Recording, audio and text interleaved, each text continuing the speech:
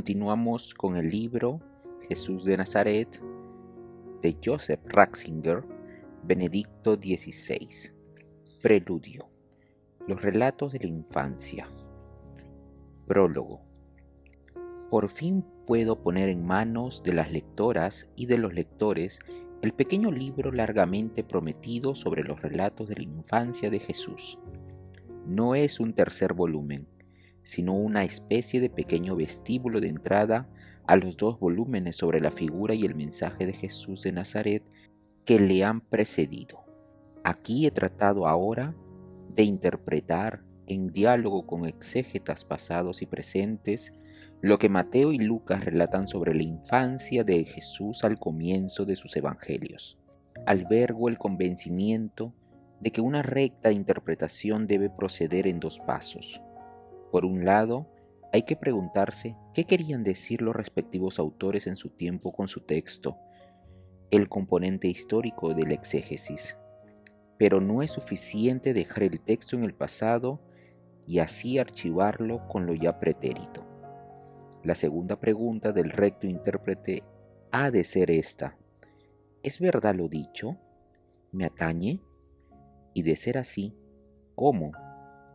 Ante un texto como el bíblico, cuyo último y más profundo autor, según nuestra fe, es Dios mismo, la cuestión de la actualidad de lo pasado forma parte ineludiblemente de la interpretación misma. Con ello, la seriedad de la investigación histórica no se restringe, sino que se eleva. Me he esforzado por entrar en diálogo con los textos en ese sentido.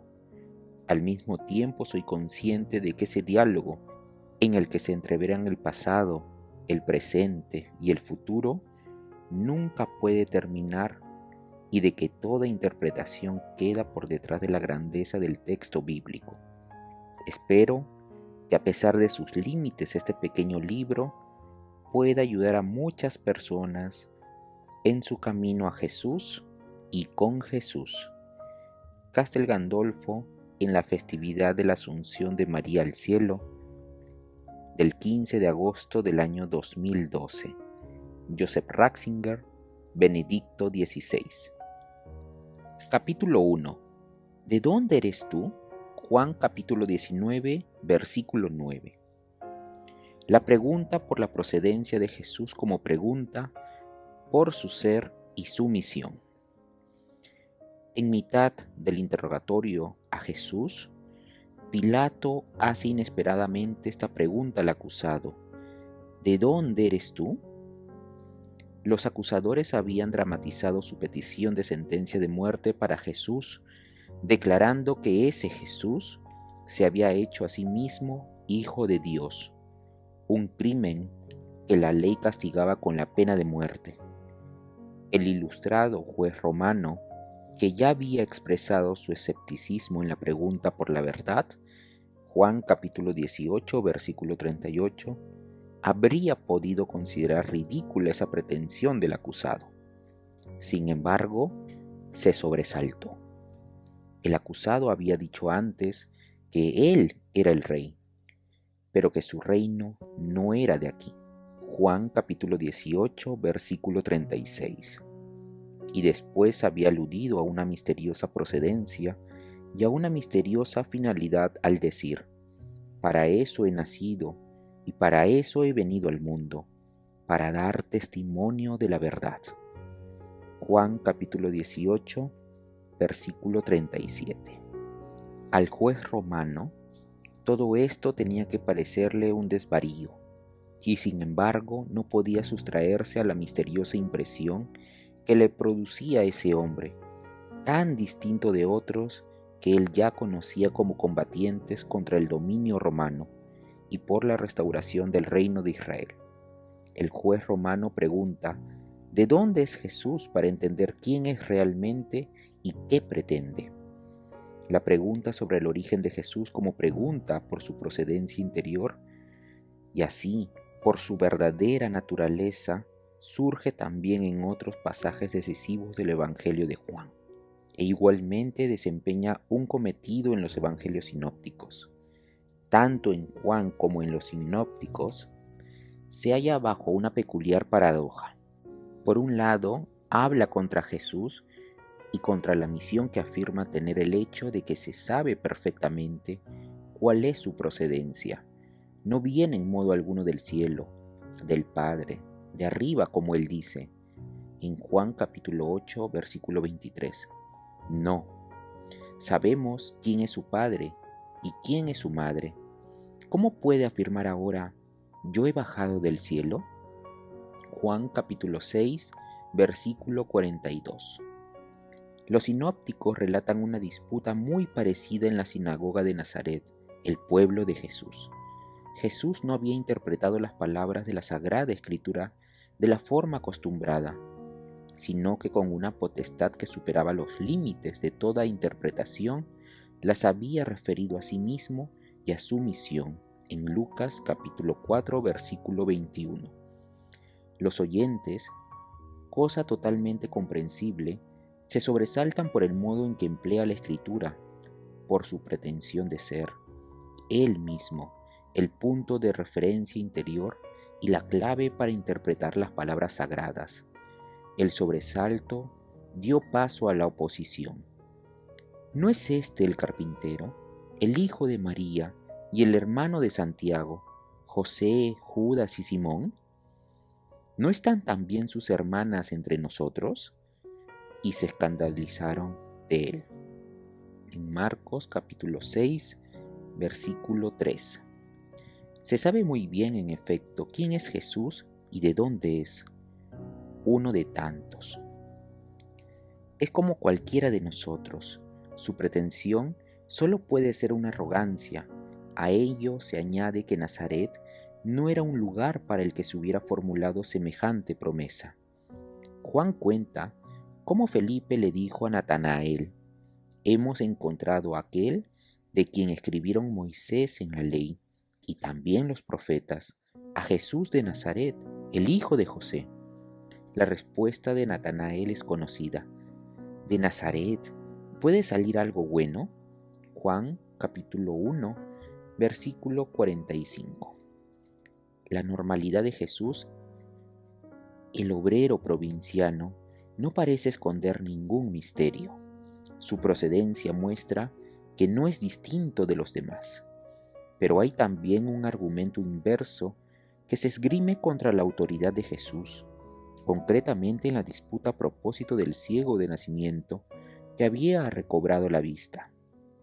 Nosotros sabemos que a Moisés le habló Dios, pero este, que es Jesús, no sabemos de dónde viene. Juan capítulo 9, versículo 29. Algo muy parecido habían dicho también los de Nazaret después de la predicación en la sinagoga. Antes de despreciar a Jesús por resultarles bien conocido e igual a ellos, ¿de dónde saca todo eso?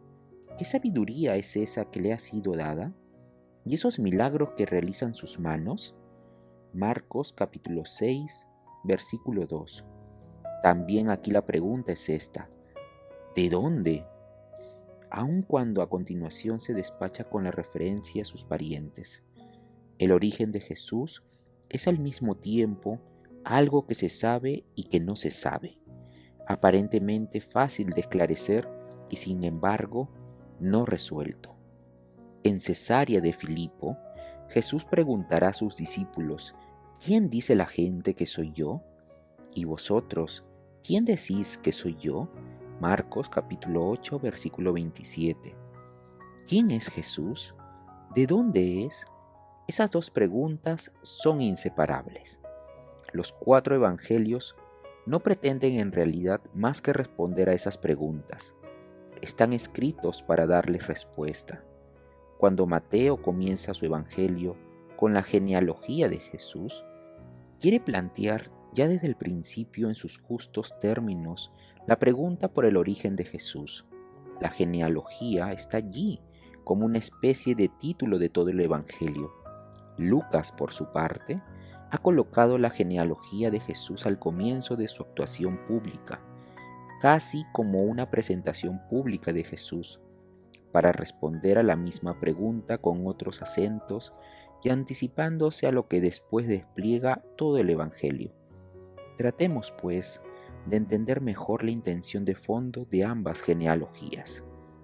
Para Mateo, hay dos nombres que son determinantes para comprender el origen de Jesús: Abraham y David. Con Abraham comienza, tras la dispersión de la humanidad que siguió a la construcción de la Torre de Babel, la historia de la promesa. Abraham remite a lo que ha de venir. Es caminante, no solo porque va de su país de origen a la tierra prometida, sino también porque sale del presente en dirección a lo venidero. Toda su vida apunta hacia adelante. Es una dinámica del caminar por la vía de lo que ha de venir. Por ello la carta a los hebreos le presenta con razón como peregrino de la fe, en virtud de la promesa. Esperaba la ciudad de sólidos cimientos, cuyo arquitecto y constructor iba a ser Dios. Hebreos capítulo 11, versículo 10. La promesa hecha a Abraham está referida en un primer momento a sus descendientes, pero va más allá. En él se bendecirán todos los pueblos de la tierra. Génesis capítulo 18, versículo 18. De este modo, en toda la historia que comienza con Abraham y lleva a Jesús, la vista está dirigida a la totalidad. A través de Abraham llegará la bendición a todos. Ya desde el comienzo de la genealogía, la mirada se dirige hacia el final del Evangelio, en el que el resucitado dice a los discípulos: «Haced discípulos de todos los pueblos». Mateo capítulo 28, inciso 19. No en vano en la historia específica mostrada por la genealogía está presente desde el principio la atención a la totalidad. La universalidad de la misión de Jesús viene dada ya por el lugar de donde es, pero la estructura de la genealogía y de la historia que ésta relata se halla determinada enteramente por la figura de David, el rey al que se le había dado la promesa de un reino eterno. Tu trono durará para siempre. Segundo de Samuel, capítulo 7, versículo 16. Esta promesa ha dejado su impronta a la genealogía que presenta Mateo. En efecto, la genealogía se estructura en 3 grupos de 14 generaciones, que primero va ascendiendo desde Abraham hasta David, para después descender desde Salomón hasta la cautividad de Babilonia y terminar ascendiendo de nuevo hasta Jesús, en el que la promesa llega a su meta. Se muestra así al rey que permanece para siempre, aunque es muy distinto de lo que se hubiera podido pensar tomando a David como modelo. Esta articulación resulta todavía más clara si se tiene en cuenta que los valores numéricos de las letras del nombre de David en hebreo suman 14, y que de ese modo también, desde el simbolismo de los números, David, su nombre y su promesa marcan el camino que va de Abraham a Jesús. Cabría decir, sobre esa base, que con sus 3 grupos de 14 generaciones, la genealogía es un verdadero evangelio de Cristo Rey. La historia entera mira a aquel cuyo trono va a subsistir eternamente. La genealogía de Mateo es una genealogía de varones, si bien antes de María, con la que termina, se mencionan 4 mujeres: Tamar, Rahab, Ruth y la mujer de Urías. ¿Por qué aparecen esas mujeres en la genealogía? ¿Con arreglo a qué criterio se las ha seleccionado? Se ha dicho que esas 4 mujeres fueron todas pecadoras. Así, su mención estaría mostrando que Jesús tomó sobre sí los pecados y con ellos el pecado del mundo, y que su misión fue la justificación de los pecadores. Pero este no puede haber sido el punto de vista determinante en dicha selección, sobre todo porque no es aplicable a las 4 mujeres. Es más importante el hecho de que ninguna de ellas fuera judía. De ese modo, a través de ellas entra en la genealogía de Jesús el mundo de los gentiles. Se hace visible el envío de Jesús a judíos y paganos. Pero sobre todo, la genealogía de Jesús termina con una mujer, María, que en realidad es un nuevo comienzo y la relativiza la genealogía entera. A lo largo de todas las generaciones, esta genealogía había seguido un mismo esquema. Abraham engendró a Isaac, pero al final hay algo enteramente distinto. En el caso de Jesús, ya no se habla de engendrar, sino que se dice que Jacob engendró a José, el esposo de María, de la cual nació Jesús, llamado Cristo. Mateo capítulo 1, versículo 16. En el relato del nacimiento de Jesús, que viene a continuación, Mateo nos dice que José no era el padre de Jesús y que iba a repudiar a María a causa de un supuesto adulterio.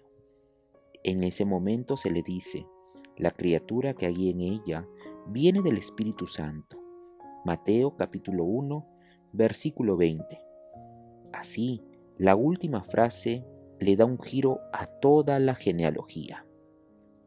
María es un nuevo comienzo. Su hijo no procede de varón alguno, sino que es creación nueva. Fue concebido por obra del Espíritu Santo. La genealogía no deja de ser importante. Jesús es el padre legal de Jesús. A través de él pertenece a la estirpe de David según la ley, legalmente. Y sin embargo, procede de otro lugar, de arriba, de Dios mismo.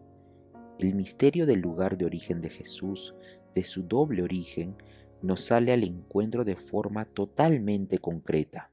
Su procedencia se puede indicar y sin embargo es un misterio. Solo Dios es en sentido propio su Padre. La genealogía de los varones tiene su propia importancia en la historia del mundo. Y sin embargo, al final está María, la humilde doncella de Nazaret, en la que tiene lugar un nuevo comienzo y la existencia humana empieza de nuevo. Echemos todavía una mirada a la genealogía del Evangelio de Lucas, capítulo 3, versículo del 23 al 38.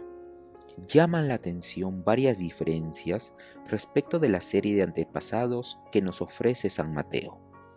Ya habíamos constatado que en Lucas la genealogía abre la vida pública de Jesús y que, por así decir, lo legitima en su misión pública, mientras que en Mateo la genealogía se presenta como comienzo del Evangelio en cuanto tal, para pasar después al relato de la concepción y del nacimiento de Jesús, y plantear la pregunta sobre el origen de Jesús en su doble significado.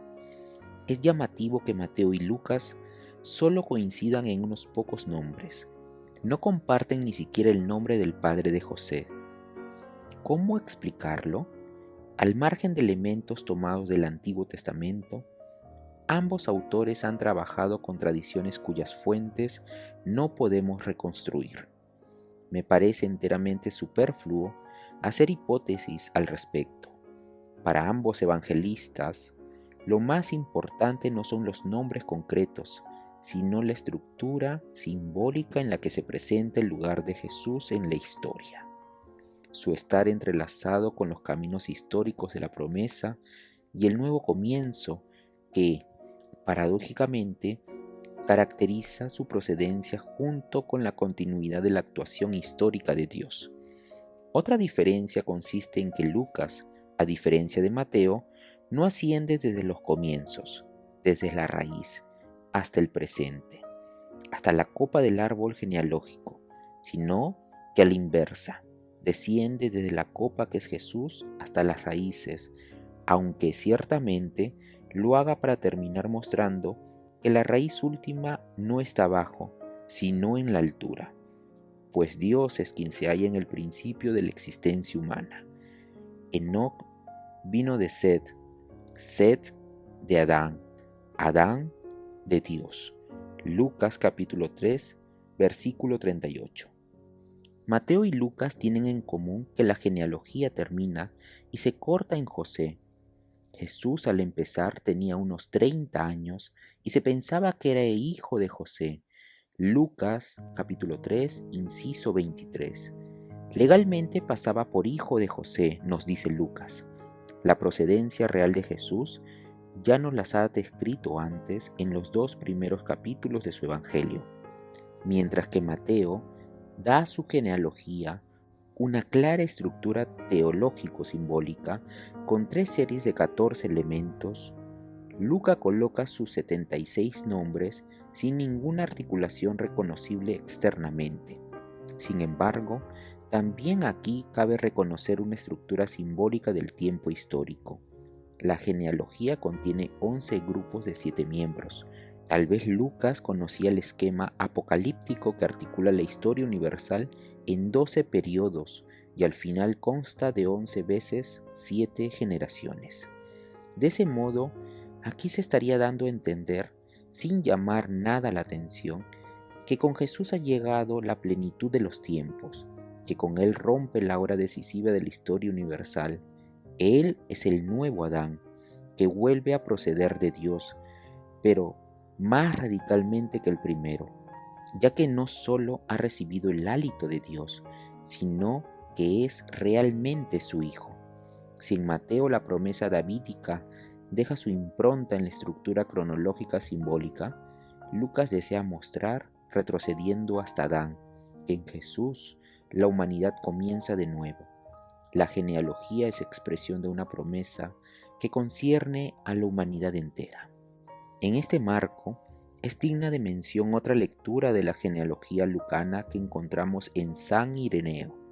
En su texto, Ireneo no leyó 76 sino 72 nombres.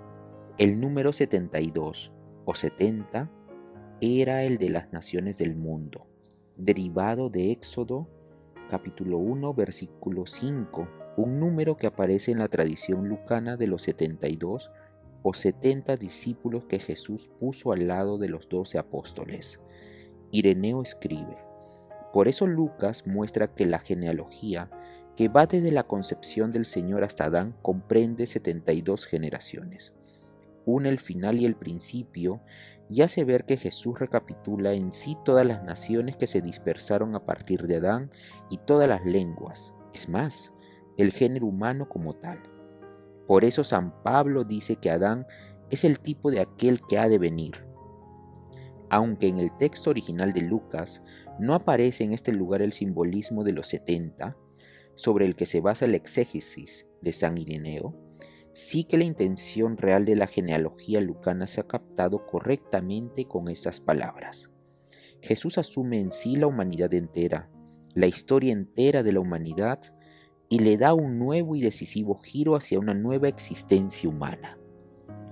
El evangelista Juan, en el que resulta perceptible una y otra vez la pregunta sobre el origen de Jesús, no ha antepuesto a su evangelio una genealogía, pero en el prólogo del mismo ha presentado de forma enfática y grandiosa la respuesta a la pregunta, por él, ¿de dónde? Al mismo tiempo, ha ampliado su respuesta a la pregunta hasta convertirla en una definición de la existencia cristiana y partiendo del ¿de dónde de Jesús? Ha definido la identidad de los suyos. En el principio existía el Verbo, y el Verbo estaba junto a Dios, y el Verbo era Dios.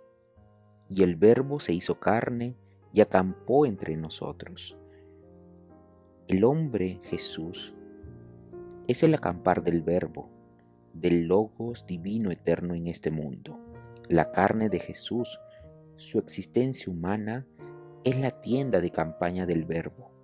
Imposible no advertir la alusión a la tienda sagrada del Israel caminante. Jesús es, por así decir, la tienda del encuentro. Es de forma enteramente real aquello que la tienda y el posterior templo solo podían representar como signos.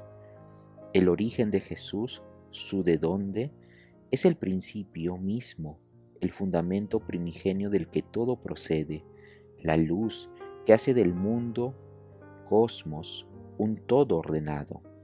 Viene de Dios, es Dios, Este principio que ha venido a nosotros abre como principio una nueva forma de existencia humana. A cuantos lo recibieron, les dio poder de ser hijos de Dios, a los que creen en su nombre.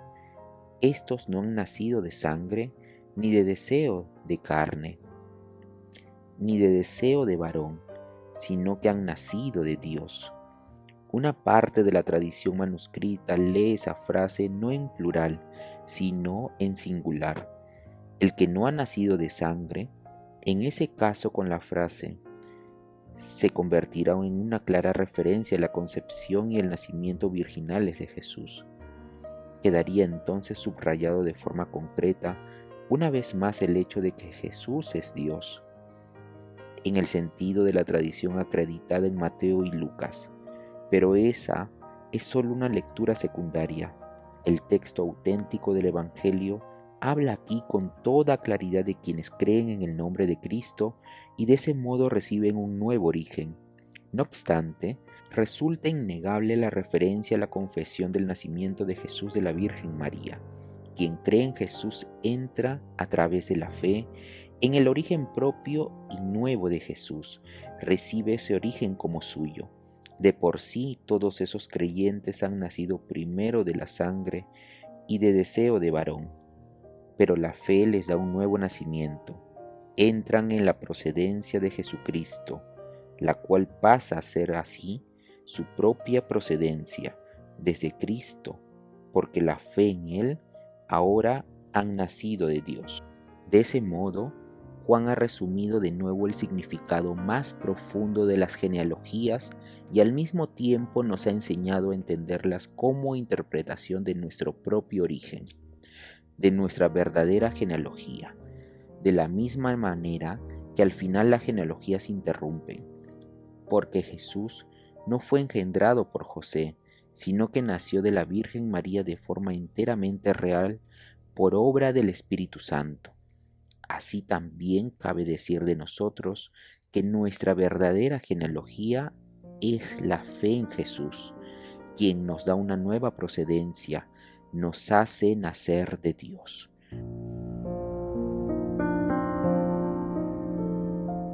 Con ello hemos finalizado el capítulo 1, ¿De dónde eres tú?, basado en el libro de Juan, capítulo 19, versículo 9.